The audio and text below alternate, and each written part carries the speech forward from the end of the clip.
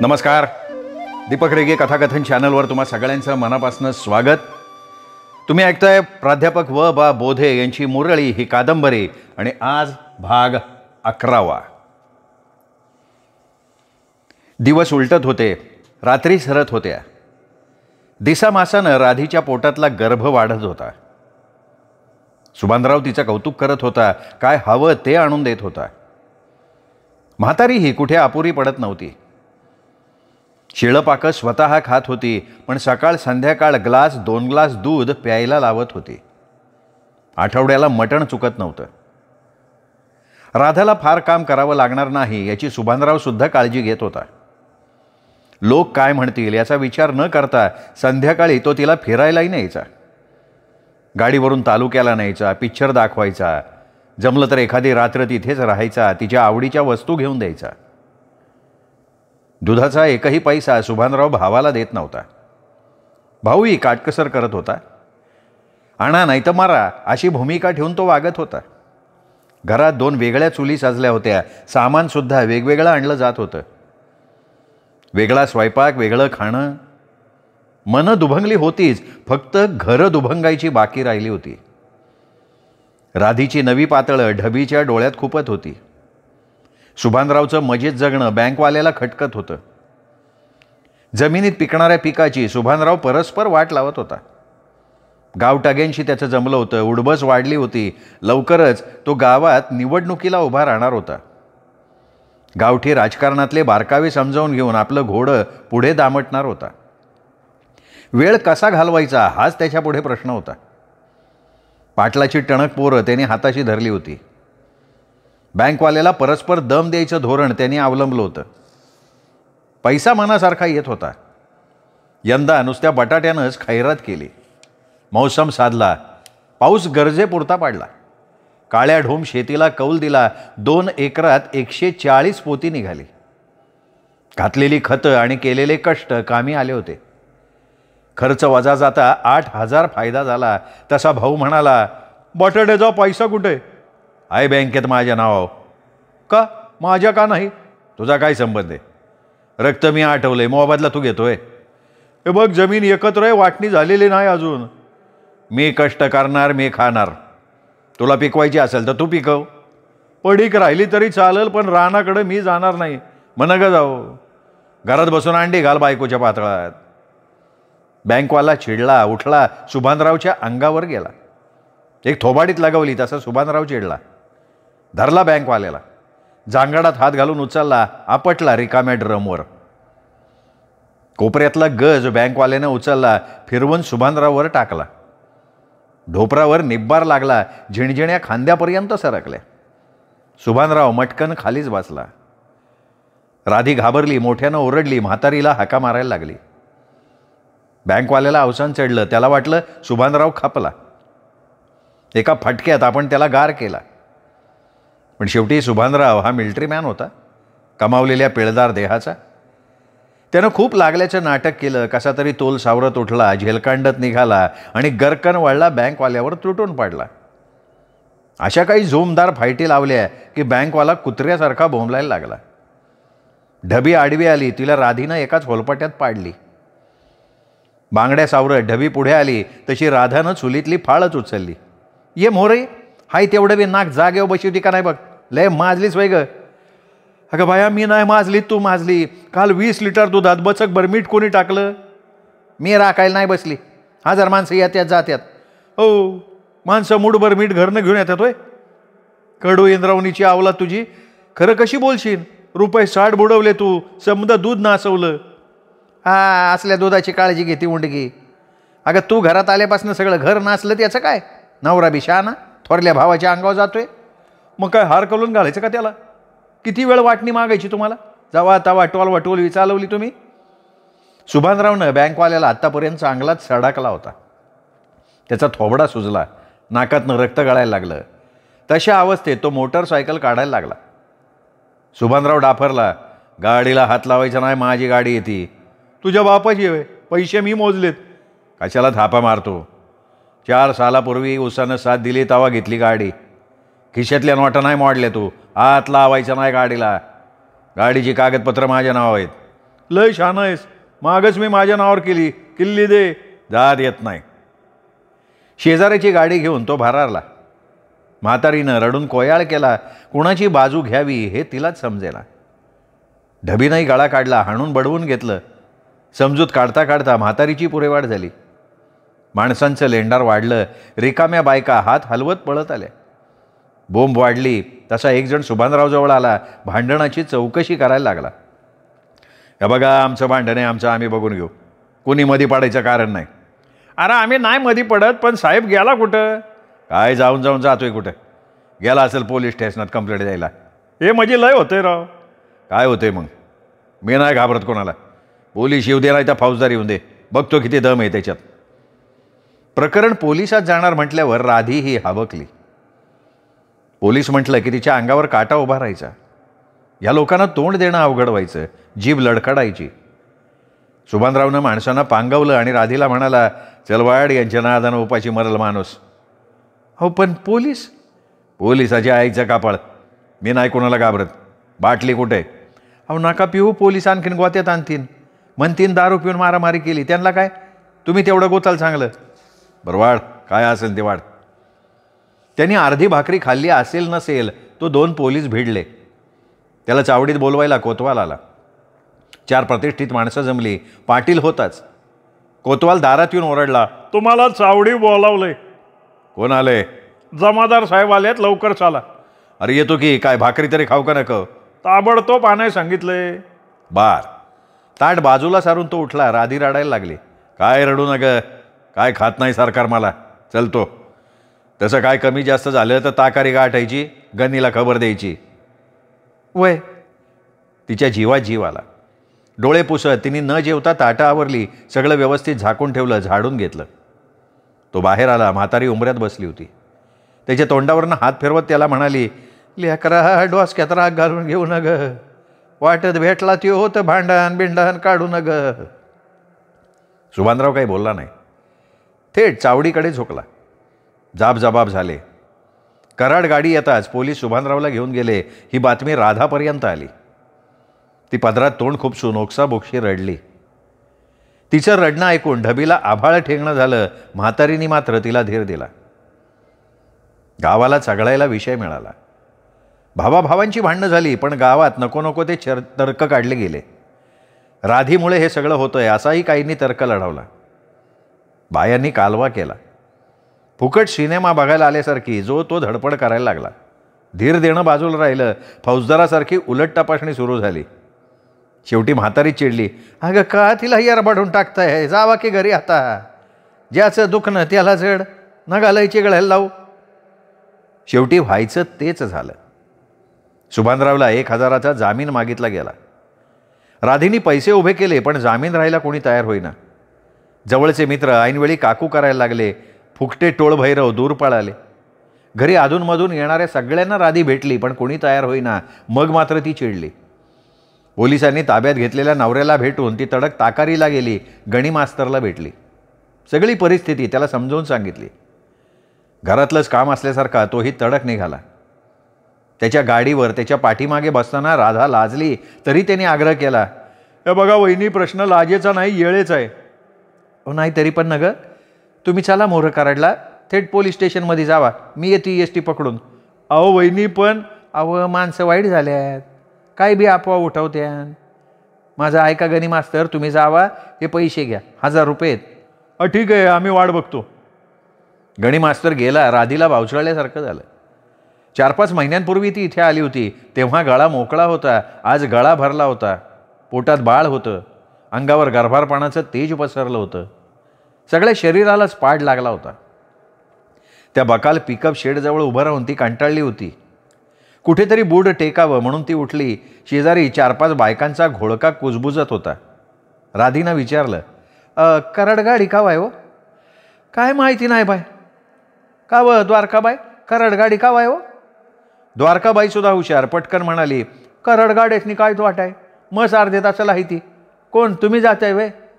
आता मी कशाला जाती, माझी काय तारीख आहे का? या पाहुणी बाईसनी जायचंय नाही का हो? का हो बाईस, तुम्ही एकट्याच दिसताय? हां, मालक गेलं मोरं, काम आहे तातडीचं. अगं बाया, म्हणजे गणी मास्तरच्या मालकीनबाई होय तुम्ही? नाही नाही ते नाही, मी लांबतकडची वाठारची. असं होय, आम्हाला वाटलं तेच की काय. मगाशी तुम्हाला त्याच्या मोटरसायकलवर बघितलं ना, म्हणून म्हणतो आपलं आम्ही. तुम्ही कुठले? इथल्याच देवराष्ट्राच्या बाजारला चाललो आहे आम्ही. बरं गणीची तुमची ओळख कशी? हवं आमच्या मालकांचे दोस्त आहेत ते. हे काय हाय, चांगलं आहे, माणूस हुशार आहे, पण स्वभाव माणसाचा लई अवंगाळ आहे बरं का. काय सांगताय? अहो मध्ये एका मुरळीचं लगीन लावलं सागरोबात, पोलीस आलं होतं, पैसा चालून गप केलं. हां पण चांगल्या कामाला वाईट म्हणून आहे. नाही ते खरं म्हणताय तुम्ही, पण माणसानं घरात चांगलं वागावं का नको? तसं बी नाही. बायको आहे जराशी काळी नकटी, लय त्रास देतो तिला मास्तर हो. पाठीव पाटा नाही तर जातीची तळी ठेवतो. काय करते सांगा त्याच्या समस्येला. भैया हे नव्हतं माहिती आहे. तर आम्हाला तरी काय माहिती, माणसं सांगतात. आली वाटतं कराड गाडी, पळा पळा तुम्ही. राधी कराडात पोचली तेव्हा दुपारचे 4 वाजले होते. भूक सपाटून लागली होती. बरं जेवायचं तरी कसं हॉटेलात? नवरा तिकडे बसलाय उपाशी. काय झालंय कोणास ठाऊक, मनात 50 विचार चांगल्यापेक्षा वाईटच जास्त येत होते. नको त्या चिंता मनाला पोखरत होत्या. रस्त्यानं सगळी माणसंच माणसं, बघावं तिकडे माणसं, कुणाला विचारायची सोय नाही. माणसं लगेच फसवतात. एक पोलीस येताना दिसला, तसं तिने विचारलं, साहेब इथं पोलीस स्टेशन कुठे आहे हो? काय काम काय? नाही नवरा गेलाय तिकडं, भेटाय निघाली. राधी तिथे पोचली तेव्हा तिथे बरीच माणसं होती. तिने सगळीकडे शोधलं, कोणी सापडलं नाही. रिकामी मोटरसायकल कडेला उभी होती. मालक काहीतरी दुरुस्त करत होता. तिने ओळखलं, हा गणी मास्तर असावा. काय मास्तर, गाडी बिघडली काय? हा ना, करंट येणं झालंय. तुम्ही का वाशी आला? आत्ताच आले. हे कुठे आहेत? अपुरी माहिती काढली की असा वांदा होतो बघा. अहो वाटार रहमतपूरच्या हद्दीत येतं, तिकडचे लोक इकडं कशाला येतील? बातमी वेगळी कळली हो, कराड गाडीनं गेले म्हणून. अहो कराड कोरेगावनं गेले असतील, रहमतपूरला चला. आता तरी बसताय का? गाडी काही येताय चालत मागणं. ती हसली, टेचात गाडीवर बसली. मास्तरची गाडी तशी डाबडा होती, पण गडी मस्त होता भारी. त्याचा पुरुषी स्पर्श तिला जाणवला. ती मागे सरकली. तो हसल्याचं तिला आरशात दिसलं. वाटलं होतं घरचा विषय काढावा, पण ऐकू येत नाही या सबबीखाली तो मागे सरकण्याची शक्यता होती. तिला नसतं त्रांगडं पाठीमागे लावून घ्यायचं नव्हतं. माणूस कितीही चांगला असला तरी शेवटी पुरुष असतो, जातीवर जाणारच. तो बरंच काही विचारत होता. ती शांत होती, एकाक्षरी उत्तरं देत होती. मसूर ओलांडल्यानंतर त्यांनी गाडी थांबवली. जरा मोकळं होण्यासाठी तो झाडामागे गेला. ती पाठ फिरवून उभी राहिली. त्यांनी बळच बोलणं लांबवलं. गावात काय तारास बिरास? नाही अजिबात नाही. सुभानरावचं पिणं कमी आलंय का? लग्न झाल्यापासून फक्त एक डाव पित आहेत. हा तसा माणूस चांगला आहे, पण बिघडला म्हणजे आपलं तुपलं ओळखणार नाही. तुम्हाला त्रास नाही ना देत? नाही हो. मला वाटलं तंगवत असेल. नाही नाही, पण एक लक्षात असू द्या गुरुजी, ते कसं बी असलं तरी बायकोच्या पाठीवर जातेची तळी ठेवणाऱ्या माणसापरास लाख पटीनं चांगलं आहे. मी तर अशा माणसाला राक्षस म्हणते. खरं आहे तुमचं. तोंड पाडलेला गणी मोटरसायकलवर बसला, निघाला. राधीचं बोलणं त्याला इतकं लागलं की तो शेवटपर्यंत बोलला तर नाही, पण त्यांनी मागेही बघितलं नाही. वाठार येताच त्यानं तिला गावाजवळ सोडलं. ती चहाला चला म्हणाली, पण तो आला नाही. तडक रहमतपूरला गेला.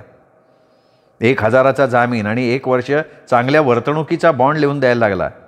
निमित्त काय, तर थोबाड सुजेपर्यंत मारलं. दोघं घरी आले तेव्हा दिवस मावळला होता. सगळी सारवासारव व्यवस्थित झाल्याचं बघून राधाला बरं वाटलं. सुभानराव तडक आत आला नाही, बाहेरच्या चौकातच बसून राहिला. गावातली आणखीन काही माणसं जमली होती. एकूण शांतता होती. तोंडावर 2-4 पट्टा मारलेला बँकवाला तशा अवस्थेतही पेपर वाचत होता. सुभानराव आला असं कळलं तेव्हा त्याचं धाबं दाणडलं. सुभानराव शर्टाची बटणं लावत बँकवाल्याजवळ गेला. म्हातारीकडे बोट दाखवत म्हणला, मी सुटलोय, हे म्हातारीची किरपा आहे, तुझे नाही. सुभानया माझं मस्तक पेटू नका. मी तुझ्याशी एक शब्दही बोलायला मागत नाही. अरे जा, आज फक्त थोबाड फोडले तुझं. येळ येऊ दे, नाकापासनं कानापत्र उलटी साल काढतो बघ तुझी. बँकवाल्याच्या डोळ्यांसमोर घरच गरगरलं. बॉन्ड लिहून देऊ नये हा माणूस इतका ताठ वागतो याचं त्याला आश्चर्य वाटलं. गणी मास्तरला बघून तो चिडला होता, पण बोलून उपयोग नव्हता. हा निळू फुलेसारखा दिसणारा माणूस मोठा कावेबाज आहे हे त्यांनी ओळखलं. रात्री पार्टी रंगली, चुली अलग झाल्या होत्या. आता माणसंही पूर्णपणे अलग झाली. एकमेकांचा जीव घ्यायची स्वप्न बघायला लागली. गेल्या 20 वर्षात त्या घरानं बघितलं नव्हतं असलं चित्र त्या घरात आकार घ्यायला लागलं. आधीच अवघडलेली राधा घडल्या घटनेनं आणखीन वाकली. म्हातारी लटपटायला लागली. तिच्या पिकल्या डोक्याला त्रास सहन होईना. ताकारीकर 2 दिवस राहिला, तेवढ्यापुरतं वातावरण निवळलं. तो गेला आणि पुन्हा तंग परिस्थिती निर्माण झाली. बोलणं राहो, एकमेकांची सावलीसुद्धा अंगावर घ्यायला कोणी तयार होईना. जो तो आपल्या कोंबड्यानं रात्र उजाडण्याची वाट बघायला लागला. एक दिवस राधा सकाळी उठली, सगळं आटोपून सहज गोठ्यात गेली. आत बघती येतं दोन्हीही जर्सी गायी मरून गेल्या होत्या. पाय पसरून पडल्या होत्या. इंड्रेलचा वास भपकारत होता. राधीनी ओळखायचं ते ओळखलं. ती गायींच्या जवळ गेली, पाठीवरनं हात फिरवला, ओक्साबोक्षी रडली. मनाशी म्हणाली, आमच्या वाईटावर असणाऱ्यांशिवाय कोण करणार हे? आज गायींना इंड्रेल पाजलं, उद्या माणसांना पाजतील. आपल्या दोन्हीही गायी मेल्या आहे तिला खरं वाटेना. ती बराच वेळ गोठ्यात बसून राहिली. आरडाओरड करायची कोणाजवळ? म्हातारी नसते शंका काढणार, गावभर शिव्या देत फिरणार. घरातली थोरली सून एखाद्या टायमाला तिला दिसणारही नाही. काय सांगायचं? ढबीला वाटलं होतं की गायी मेल्यात हे कळल्यावर राधी बोंब ठोकेल, हाणून बडवून घेईल, पण तसं काही झालं नाही. राधी शांतपणे घरात आली, पदरानं डोळे पुसत हमसत राहिली. बातमी समजता सुभानरावनं मात्र थैथयाट केला. बँकवाल्याला उद्देशून तो बोलत होता, अरे त्या मुक्या जनावरांनी काय पाप केलं रे तुमच्या दारात? तुम्हाला झुंजायचे ना, आमच्याशी झुंजा ना. बघतो ना एकेकाच्या दांडात किती ताकद आहे. आम्हाला बी वाकडं चालता येतोय, पण आम्ही शहाणे आहेत म्हणून सरळ वागतोय. अरे गाया मारल्या म्हणून पैसा यायचा थांबणार नाही. इमा उतरलाय दोन्ही बे गायांचा. दुसऱ्या घेईन तर तुमच्या नाकावर दूध गंगा नाचवेन. सुभानराव म्हणतात आपल्याला. सुभानराव बडबडला, शांत राहिला. गायींचा पंचनामा केला, फोटो काढले, विमा कंपनीच्या लोकांना फोन लावला, पुढच्या उद्योगाला लागला. जनावरांच्या वैरणीवर इंड्रेल कोणी टाकलं याचा शोध 8 दिवस उलटले तरी लागेना. एकदा रात्री जेवताना तो राधीला म्हणाला, काय चोर काही सापडत नाही. सापडल कधी? येळ येऊ द्या, मीच धरून दाखवते. अगं पुरुष माणसाचं काम आहे ते. तसं काही सांगता येत नाही. काम पुरुषानं केलं असलं तरी मागं हात बाई माणसाचा पण असू शकतो. शक्यच नाही. एकदम नाव तरी घ्यायचं बघितल्याशिवाय. मला एकाचं येतोय संशय. कोणाचा? राती झोपताना सांगेन. आमटी वाढू का पळीभर? नग लय जेवण तुटलं हो तुमचं. तुम्हीच असं हातपाय गाळून बसले हो, मी काय करायचं? काय ध्यान लागत नाही बघ कशात. सारख्या गाया नजरमोर चित्रागत उभ्या राहतात. मला दी कोणी सूर पडत नाही. नुसतं गोठ्याकडं बघितलं तरी डोळं भरून येतात माझे. हे लोक आपल्याला टिकून देतील असं वाटत नाही. मुळावालेच आपल्या. जाऊ दे मरू दे, येऊ दे. तू झोपताना दूध घेते ना? वय आता बतर घेत होती, आता परवडणार नाही. इकतचं दूध म्हणजे 4 रुपये लिटर, त्यात परत कप भर पाणी असते. नाहीतरी पण घेत जा. सध्या किती रतीब लावलाय? फक्त अर्धा लिटर घालती ती चौकातली मथुराबाई. सकाळ दुपारच्या चहा पाण्याला पुरतं. पुन्हा येणारी जाणारी आहेत की. उद्यापासनं लिटर भर लाव. 2 टायबाला दूध घे. पैशाचं काय करणार? अजून 2 महिने पुरतीन एवढे पैसे आहेत. त्यावर विम्याचं मंजूर होतील. मी म्हणतो एखादी तरी गाय घ्यायला येईल का नाही आपल्याला? होईल हो, समजा सुरळीत होईल. तुम्ही ठणठणीत राहा. मी भुई फोडून पाणी घालीन, फक्त तुमची साथ पाहिजे. शेवटचा घास खाताना त्याचे डोळे निथळले. आयुष्यभर तिची होलपटच होत आली आहे. एक समंजस स्वभावाची बाई किती धीर देते ती आपल्याला. आपण बापाईगडी, पण आपण खचून गेलोय. राधासारखी बायको लाभायला आपलं पुण्य कारणीभूत झालंय. सुभानरावच्या मनानं स्वतःला समजावलं.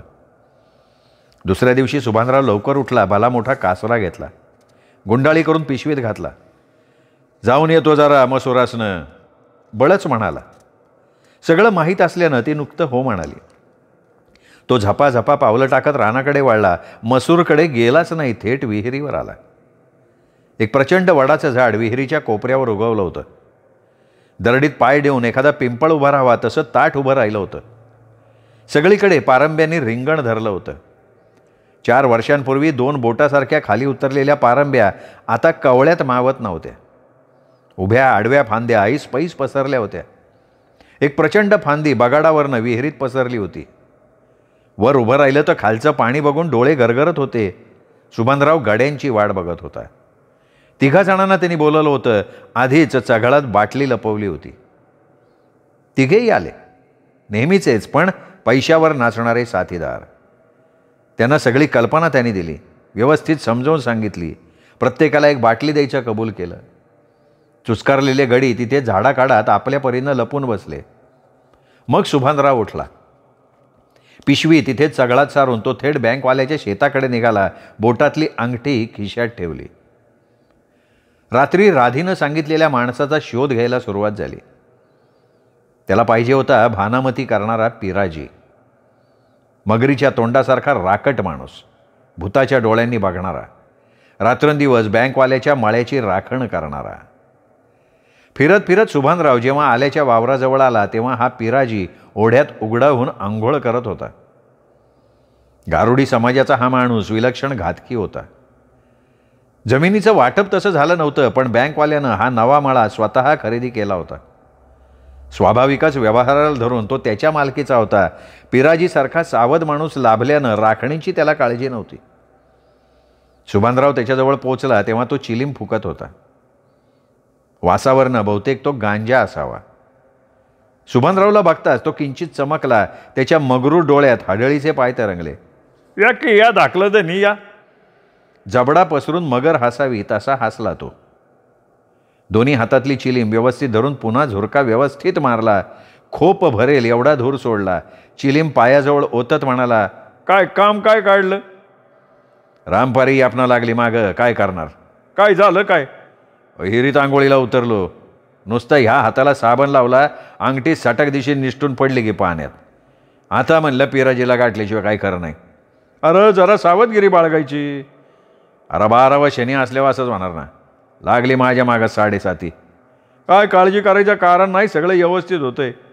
न चुकता हिरीवरल्या देवाला आयतवारी अंडररोड ठेवा. आमुष्याचा कोंबडा चुकू नका. ते बघू रे मोरचं मोर, आधी अंगठी काढून दे. मला कुठलं जमतंय? का म्हातारं झाला काय? तसं नाही, साहेब आलं फिरत तर रिकामेर आणि शिवाय देतीन. आज सुट्टी आहे ना. काय करत नाही तू. चल 50 देतो तुला. तुमचे गडी कुठे गेले पण? अरे ते गेले महाराच्या गाडग्यात. माणसं आहेत वय, कोल्यावानी हुलकावणी देण्यात पहिला नंबर. तुझ्या वाणी माणूस मला भेटला असताना वर्षाचा 1000 रुपये मोजला असतं मी. कौतुकानं पिराजी सुखावला. चिलीम दणकीच्या खिशात टाकत उठला, निघाला मागोमाग. विहिरीच्या काठावर आला. तिथलाच एक खडा उचलून आत टाकला. वर येणाऱ्या बुडबुड्यांचा अंदाज बांधत त्याने विहिरीच्या पाण्याची खोली मनातल्या मनात मोजली. कपडे काढले. एकदा 4 पायऱ्या उतरून आत गेला. पुन्हा वर आला. काय रे? कुठं काय? मग असा भावधरल्यावानी का करतो? हे बघा दाखलं त्यांनी, आपण हिशोबाला क्लिअर असतो. आधी पैसे मग अंगठी. अरे मी कुठं काय पळून चाललो काय? पळून जायचा प्रश्न काढला का मी? ह्यो व्यवहाराचा भाग आहे काय? ठीक आहे, असं करतो, अंगठी काढ. मी तुला पैसे देत नाही तर तू अंगठी देऊ नका मला. तो हसला. शेवटी पिराजी होता तो. त्याच्या बिलंदर मनानं शेवटी विचार केला, अंगठी गावलीस तर द्यायची कशाला? हळू चड्डीच्या नाडीतनं आत सरकवायची, नाहीतर लंगोटीच्या पात्रात गोतवायची. कशाला सुभानरावला पत्त्या लागतोय? पिराजीनं पहिली बुडी मारली आणि इकडे सुभानरावने शिट्टी फुंकली. 3घे गडी झाडीतनं तरतरत वर आले. एक झाडावर चढला आणि नेमका कासरा घेऊन सरसरत विहिरीवर पडलेल्या मधल्या फांदीवर आला. दोघे आत उतरले. त्यांनी दोर वरनं खाली सोडला. दोघांनी पिराजीला धरला. खिशातनं काथ्या काढला. हात मागे आवळले. निब्बार चेचला. खांद्या खालून दोर घालून जाम आवळला. पाय काचतील असे बांधले. तो ओरडायला लागला तसा सुभानराव खाली उतरला. भाडव्या, गायांच्या मोरे एंड्रील कोणी टाकलं? मला काय बी माहीत नाही. असं टाकर दुसरा पदर इकडं. वर फांदीवर बसलेल्या गड्यानं दुसरा पदर सुभानरावकडे फेकला. दोघा तिघांनी सरासरा ओढला. पिराजीचा मोदळा आदांतरी वर गेला आणि मारून टांगलेल्या बकऱ्यागत लोंबकाळायला लागला. सुभानरावानं दोर जांभळीच्या झाडाला गुंडाळला. एका पाठोपाठ प्रश्नाची सरबत्ती करायला सुरुवात केली. बोल पिऱ्या, गायासनी एंड्रील कोणी घातलं? देवा शपथ मला माहीत नाही. नका ना मला छेडू. अहो मी तुमच्या विश्वासातला माणूस आहे. असं करल का म्या? भाडव्या, खोटं बोलतोय तू. खोटं बोलायचं नाही. 2 दिवस उलटा टांगून ठेवील असाच. अहो तुमच्या पाया शपथ मी हे काही केलेलं नाही. परत खोटं बोलला वे भाडव्या. चांगला दगडाने शेंदारला म्हणजे खरं बोलशील. हाना रे भाडव्याला दगड. मग काय, वट वागळाला दगडं मारावी तसा चौघांनी 4 हातांनी दगड मारायला सुरुवात केली. पहिला पेकाटात, दुसरा दांडावर, तिसरा टाळक्यात. रक्ताची धार लागली. संपूर्ण विहिरीत रक्त. सुभानरावनं चांगला गोटा घेतला, सणसणून फेकला, घोट्यावर लागला. झणझण्या सहन न झालेला पिराजी मोठ्यानं कोकलला. मेला मेला आहे, वाचवा कोणीतरी, अरे वाचवा. तुला अजून खरं सांग, मी सोडून देईल. खरं सांगायचं पण खालनं धुरी देईल तवा कळल का तुला? नाही हो नाही. परत खोटं बोलतो तू. असं म्हणत सुभानरावनं लागोपाठ 4 दगड मारले. 5वा मारणार तेवढ्यात पिराजी म्हणाला, सांगतो सांगतो, मारणाऱ्याचं नाव सांगतो, गाईला इंड्रीन घालणाऱ्याचं नाव सांगतो, देवा मारू नका, हात जोडून विनंती करतो. सांग कोणी घातलं इंड्रील? म्या घातलं.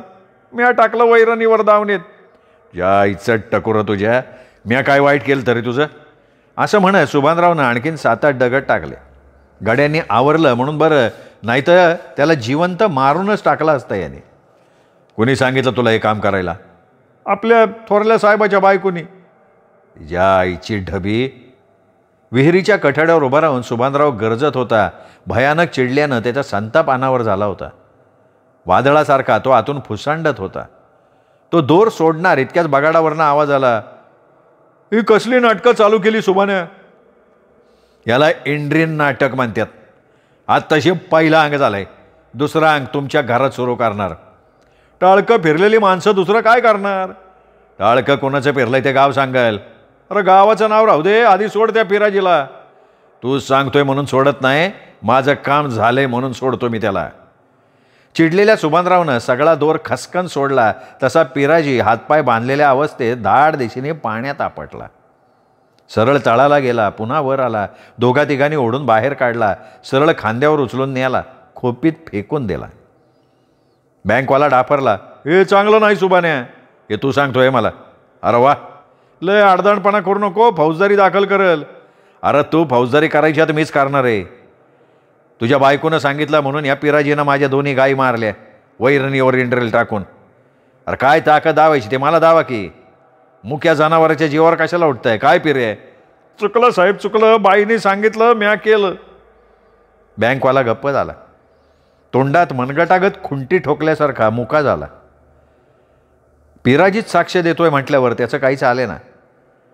त्यांनी सुभानरावची समजूत घालायचा प्रयत्न केला, पण सुभानराव दाबला नाही की कसल्या मोहाला बळी पडला नाही. उलट म्हणाला, दादा मी भोळा सांब गावलो तुला, त्यामुळं साधलं तुझं. अरे फाकड्या गाई घ्यायला पैसे म्या दिले, तू मात्र विमा तुझ्या नावावर उतरवला वे. शाबास रे, लय मोहरल्या पायरीवर पोचला की तू. कागदपत्रात घोळ करून ठेवशील असं वाटलं नव्हतं. हे बघ, चिडू नको, सगळे विम्याचे पैसे तुला देतो. मग तर झालं. अड असलेला बडीचे पैसे मी रांडांवर उडवतो. आता मी घेणार नाही, वहिनीवर मी फौजदार केस करणार. कंच्या जोराव? या पिऱ्याला कोर्टात बोलायला लावल की. कोर्टात माणूस बोलत नाही, पैसा बोलतो. आता बा झाले तुझ्या उड्या. काय पिरे, इंड्रील कोणी घातलं? काय माहिती नाही साहेब, गावातल्या कोणीतरी हा कारभार केला असेल बरं का. सुभानराव बँकवाल्याला ढकलून पिराजीवर तुटून पाडला. इतर लोकांनी आवरला. बँकवाल्याचे नेहमीचे गडी आले, त्यामुळे त्यालाही जोर चढला. सुभानरावला त्यांनी दमात घेतला. पोलीस पाटलातर्फे दम दिला. 1 वर्षाच्या जामिनाची आठवण करून दिली. तसा सुभानराव मांडगुळागत आकडला. त्याच्या सगळ्या अंगाचाच बोळा झाला. 7:30 एकदा मागे लागली की हात धुवून मागे लागते. माणसाचा शेवटचा श्वास उरेपर्यंत ती पिच्छा पुरवते. जळूसारखं सगळं रक्त शोषून घेते. सुभानरावचं तसंच झालं. घरात शांतता ती राहिलीच नाही. सारखी धावपळ, भोवताली साशंक माणसांचा गराडा आणि फक्त वैताग. फुकटे आंबट शौकीन तमाशा बघायला टपलेले सगळे एक जात स्वार्थी. कोणाचाच भरोसा वाटत नव्हता. ढबीच्या तोंडात 4 सणसणून वाजवाव्यात असं सुभानरावला वाटत होतं. गायींना मारणारी बाई बापाई गाड्याला मारणार नाही कशावरनं, असं सुभानरावचं मन त्याला पुन्हा पुन्हा विचारत होतं. साक्षीदार मिळत नव्हते, मिळाले तर टिकतील असं वाटत नव्हतं. 7:30चा फेरा हटता हटत नव्हता. अवतीभोवती दुश्मनांचं जंगलच पिकलं होतं. शुक्रवारी मसूरच्या बाजाराला गेला. राधी सगळी भांडी आटोपून घासायला बसली. ढबी कोणाचं तरी मळखाऊ पोरगं घेऊन आली. तिथे चौथऱ्यावर खेळवत बसली. तिच्याकडे राधानं बघितलंही नाही. ती आपली भांडी घासत राहिली. तेवढ्यात एक किडकिडीत वाळका दाढीवाला माणूस जीवावर आल्यागत पावलं टाकत आला. राधाच्या जवळ आला आणि म्हणाला, राधा मुरळी हिथंच राहते ना? का? ओळख मिळेल असं वाटलं होतं, पर तू हिथं का आला? अगं एकेकाळची रखेली आहे माझी तू. ना आम्ही तू चालायला लागा. मी एका इज्जतदार मोहितेची सून आहे आता. अरे वा इज्जतदार. चाली टॉपल्यातली भाकरीत चागळावी तसं मी तुला चगळलंय. पण राधे काय म्हण, रूप बाकी मस्त टिकलंय बरं का तुझं. राधा उठली, घरात गेली, गजच घेऊन आली. आता जा तू का घालू टाळक्यात? आणखी नामक आवाज मिळालाय. अगं मला फुटलाय महारोग. आई शपथ. कसं झालंय? देवानं केलं. मारून टाक मला. मला काय बी व्हायचं नाही. नाक बघितलं का माझं? पार बसलंय बघ. राधे डिमडीवर माझी बोटं पडली तर पायाची तुझ्या भिंगरी व्हायची, आणि आज माझ्या अंगावर तू गज घेऊन आली वय. हे बघ, त्याच्याशिवाय उपायच नाही. तू चालायला लाग. त्या गंगीचं त्या टवळीचं पाय धरण पाणी पे. ती गेली मला सोडून. मग तारळीत मांडी ठोकून बस, पायावर तंबोरा घेऊन. अरे रगत पिती या उराव एवढं पाप घेऊन जगतोय कशासाठी? अगं तुझ्यासाठी, फक्त तुझ्यासाठी. जवळच्या घरातला कुत्रा राधीनं बोलावला, त्याच्या अंगावर सोडला. तशी ढबी उठली, कुत्र्याला हाकललं. घरात गेली, एक भाकरी घेऊन आली. घे रे बाबा घे. कोण तू म्हणायचा? मी ह्या टवळीचा नवरा आहे. नामा मांग म्हणतात मला. बाईसाहेब तुम्ही देवी वाणी आहे बघा. ही राधी लय लावाडे. मला फसवलं. एक दिवस तुमच्या दिराला फसवली. बघत राहा. मुरळी वाईट. नानत्या घराचा घेळ खंडोबा करती मुरळी. छन्नीच्या यल्लावानी जागा मिळाली की हातपाय पसरणार मुरळी. तो तिथेच अंगणात फटकल मारून बसला. हातावर चटणीच्या गोळ्याबरोबर भाकरी खायला लागला. राधी भांडी घासून कधीच घरात निघून गेली. तो अजूनही आशाळभूतपणे तिच्या पावलांकडे बघत होता. त्याला एखादी भाकरी आणि वाटीभर कालवण द्यावं असं तिला वाटत होतं, पण ते करण्यासाठी हात हलत नव्हते किंवा पायही उचलत नव्हते. फडकी गुंडाळलेली त्याची रक्ताडी बोटं बघून तिला ओकारी येत होती. कानात डिमडी वाजत होती, पण पोटात घाणीचा गोळा फिरत होता. डोक्याच्या आणि दाढीच्या आडमाप वाढलेल्या केसातनं चेहरा दिसत नव्हता. काळ्या कलिंदरासारखे डोळे जखमेतल्या अळीगत वळवळत होते. त्याचा आचार बचार खाणं केळसवाणं वाटत होतं तिला. ढबी शाणी मध्येच उठली, पाण्याचं गाडगं त्याच्यासमोर ठेवून आली. दाराला कुलूप घालून ज्याचं पोरगं त्याच्याकडे पोचवायला निघून गेली. आता संपूर्ण वाड्यात राधा एकटीच होती. सगळा वाडा तिला खायला उठला. अडचणीत गिधाडांनी घेरावं आणि माणसानं जीव वाचवण्यासाठी हातपाय झाडावेत तशी केविलवाणी अवस्था झाली राधाची. दार लावून स्वतःला आत कोंडून घ्यावा असा विचार करणार तोच नामा दारात आला. चौकटीला हात लावून उभा राहिला. ओंजळी एवढ्या जखमेतनं पू गाळावा तसा हसला. येऊ का आत येऊ? खबरदारा पुढं आला तर. अगं एवढी किळस येते माझी. अगं राधे मला काही रगत पिती फुटलेली नाही. ही बघ बोट, हे बघ नाक. त्याने नाकावरचं ढापण काढलं, बोटांची फडकी सोडली. खरंच तो चांगला होता, फक्त पट्टीच्या दारूबाजागत वाकून गेला होता. तो महारोगी नसला तरी घाणेरडा भिकारी मात्र नक्की होता. तो दारातनं हटत नाही म्हटल्यावर राधानं शेवटचा मार्ग अवलंबला. काय पाहिजे तुला? तू पाहिजे. शक्य नाही. आणखीन? दारूला पैसे पाहिजेत? किती पैसे पाहिजेत तुला? 2 रुपये. ही घे 5ची नोट आहे. पुन्हा इकडं फिरकायचं नाही. मालकाला सांगेल जायबंदी करून टाकल. मोरल्या वर्षाला नवा मालक निवडला तर त्याला हेच सांगणार का? आधी तिन्ही फेकलेली नोट त्यांनी उचलायला आणि नंतर तिन्हीच फेकलेला दगड पाठीवर झेलायला एकच गाठ पडली. तो ओशाळा हसू हसत म्हणाला, राधाबाई, एक दगड खाऊन 5 रुपये भेटत असतील तर दिवसाची 100 दगडं खायची तयारी आपली. पोटासाठी हातापायाला फडकी बांधली आपण. चालता हो. पुन्हा इकडं फिरकला तर याद राख. बरं बाईसाहेब. तो सटकला. तो गेल्याची तिने खात्री करून घेतली. दार लावून टाकलं. डोकं धरून बसली. ताप वाढत चालला तशी ती आडवी झाली. मस्तकात ठिणग्या पडायला लागल्या. ती सुभानरावची वाट बघायला लागली. मनातल्या मनात तिने खंडेरायाची क्षमा मागितली. ज्याच्यासोबत पैशासाठी आपण गावोगाव जागरणं घालत हिंडलो, हाडं ढिली होईस तोपर्यंत नाचलो, रात्री मागून रात्री सजवल्या, तुटका फुटका का होईना पण संसार केला, तो दारात येताच त्याला झिडकारला, त्याला दगड मारला. पोराची साधी चौकशी आपण केली नाही, तिचं तिलाच शरमल्यागत झालं. मनात असंख्य टिटव्यांनी फेर धरला. मस्तक भणभणून टाकणारा गोंगाट केला. त्या कर्कश आवाजानं तिचा मेंदू हादरला. सुन्न झालेलं मस्तक ठणकायला लागलं. आपल्याच पाठीमागे न संपणारं जंजाळ का लागलंय हा प्रश्न तिला सतावू लागला. तिला उत्तर सापडेना. मानेवर न टाळता येणारे 7.5चे भोग बसलेत एवढंच तिला जाणवलं. ती अंथरुणावर आडवी झाली, पांघरुण घेतलं आणि गुडुप्प काळोखात न सुटणाऱ्या प्रश्नांना प्रश्न विचारत राहिली. मित्रांनो, हा 11वा भाग इथेच संपला. 12वा आणि शेवटचा भाग उद्या. तोपर्यंत नमस्कार मित्र.